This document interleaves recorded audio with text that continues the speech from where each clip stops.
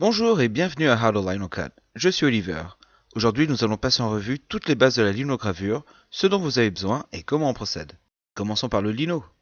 Il y a du lino marron, du gris et du sablé. Le lino marron est plus rigide que les deux autres, ce qui le rend un peu plus difficile à graver, mais en même temps plus résistant. Le lino gris est beaucoup plus souple et plus facile à graver. Le lino sablé, malgré l'épaisseur de cette plaque, est beaucoup plus tendre, plus friable et moins résistant que le marron. Parce que le lino marron est si foncé, il est difficile de voir les coups de crayon. Alors que sur le lino gris et sablé, les coups de crayon sont très visibles. Perso, j'utilise le lino gris, il est beaucoup plus facile à graver. Les outils qu'on utilise s'appellent des gouges. Si vous êtes débutant, vous allez certainement commencer par cet outil. Il s'agit d'un manche en bois avec des gouges interchangeables. Pour changer de gouge, rien de plus simple, il suffit d'insérer le petit bâtonnet dans le trou et de pousser jusqu'à ce que la gouge sorte. Insérez ensuite la nouvelle gouge et voilà. Pour la prise en main, une gouge ne se manie pas comme un stylo. C'est la paume de votre main qui va faire tout le travail. Voici un autre modèle de manche à gouge interchangeable. Vous remarquerez qu'il n'y a pas de trou. Le changement se fait en tirant la gouge jusqu'à ce qu'elle sorte. Ces gouges-ci ont un petit bord qui dépasse, ce qui permet de le rentrer dans l'encoche située dans le manche.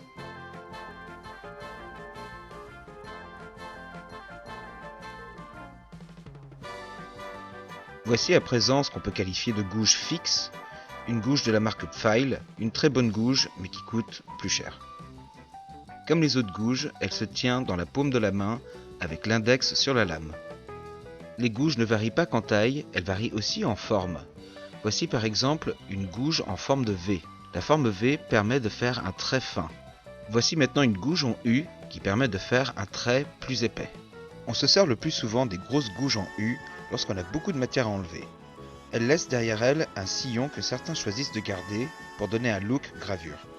La gouge plate vous permettra notamment de lisser les sillons laissés par les autres. Son angle biseauté enlèvera la lino par en dessous. Veillez à garder le côté plat au-dessus. Et pour terminer, un fidèle couteau qui vous sera très utile notamment si vous faites du texte. Passons maintenant à la gravure. Pour faire cette recette, il vous faudra du papier calque, un crayon, quelque chose pour décalquer, des gouges, du lino et bien sûr votre joli dessin. Commençons! Décalquez votre dessin en pensant à vérifier de temps à autre que vous avez bien tout détouré.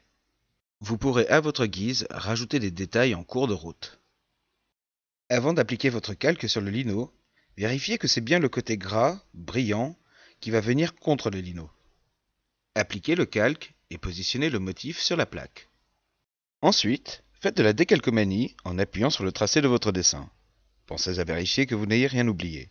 Voilà, vous êtes prêt à graver. We interrupt our program to bring you this important message. Les outils sont tranchants, mettez pas la main devant. Les outils sont tranchants, ils peuvent vous couper le doigt.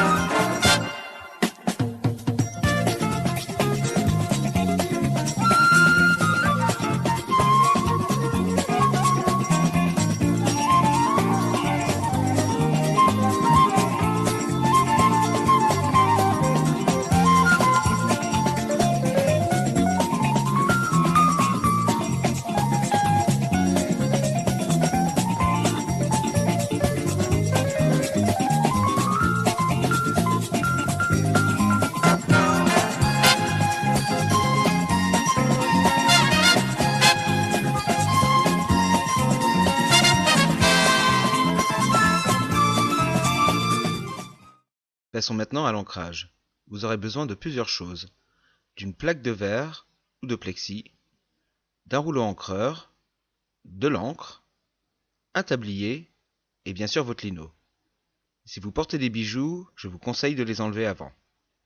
Faites un trait d'encre d'à peu près la largeur de votre rouleau. Je tiens à attirer votre attention sur les petites pattes qui se trouvent sur le côté. Elles servent à poser le rouleau. Pour ancrer, vérifiez à bien avoir les petites pattes tournées vers le haut. Roulez votre rouleau dans l'encre en un mouvement de croisillon afin d'ancrer intégralement le rouleau. Cette opération va prendre quelques instants. Pour travailler la texture de l'encre, il faut l'affiner.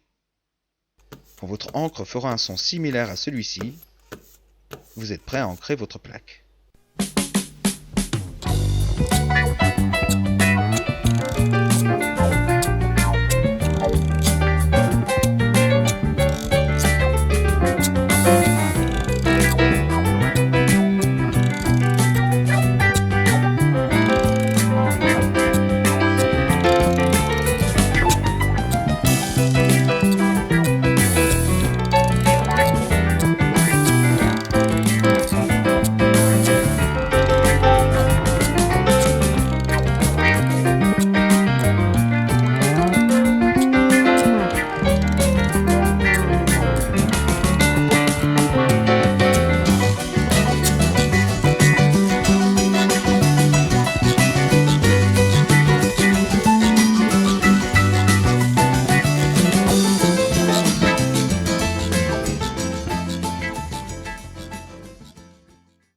Terminons avec l'impression.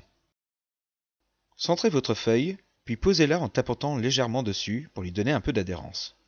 Servez-vous ensuite d'une spatule ou autre outil pour appuyer votre feuille sur la plaque. Vous verrez apparaître votre image en transparence. Ne lésinez pas, la qualité de votre tirage en dépend. Veillez cependant à ne pas appuyer fortement avec vos doigts sur le motif, ça laisserait des traces. Décollez votre feuille avec soin et tada! Sur cette image, vous trouverez différents exemples de rendu. Avec une gouge plate, qui lisse le lino, ne montrant aucune trace à l'impression. Avec une grosse gouge en U, qui laisse un sillon et une trace à l'impression. D'un motif sur fond blanc et sur fond noir. D'un contour simple. Et un texte sur fond noir. Vous avez pu admirer les textes sur fond blanc avec les titres de chapitres. Et voilà, j'espère que cette introduction vous aura donné envie de faire de la linogravure. N'hésitez pas à commenter, liker et partager. Abonnez-vous pour d'autres vidéos. À très bientôt!